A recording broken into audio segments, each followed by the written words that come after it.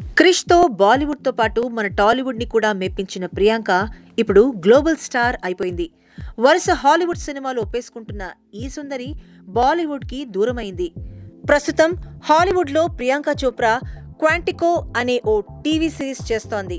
ఇంకా బేవాచ్ అనే Hollywood series కూడా నటిస్తోంది.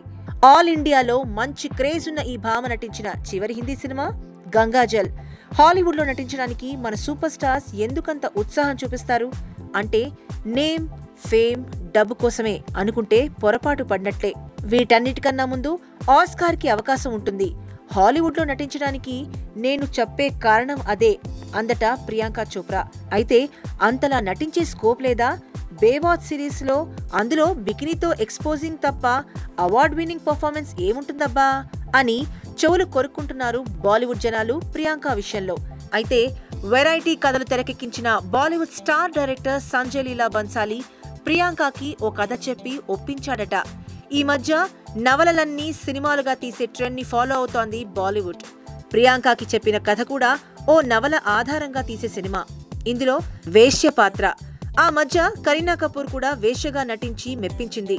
అదే కోవలో ప్రియాంక కూడా వెళ్లనుంది. కమర్షియల్ సినిమాలు చేయను, అవార్డుల కోసం పనిచేస్తా అని నిర్ణయించుకున్నట్టుంది ప్రియాంక. బేవాచ్ అవగానే బన్సాలి సినిమా స్టార్ట్ అవుతుందట. అన్నట్లు హాలీవుడ్ సిరీస్లలో నటిస్తున్న ప్రియాంకని అక్కడి ప్రజలు బాగానే ఆదరిస్తున్నారట.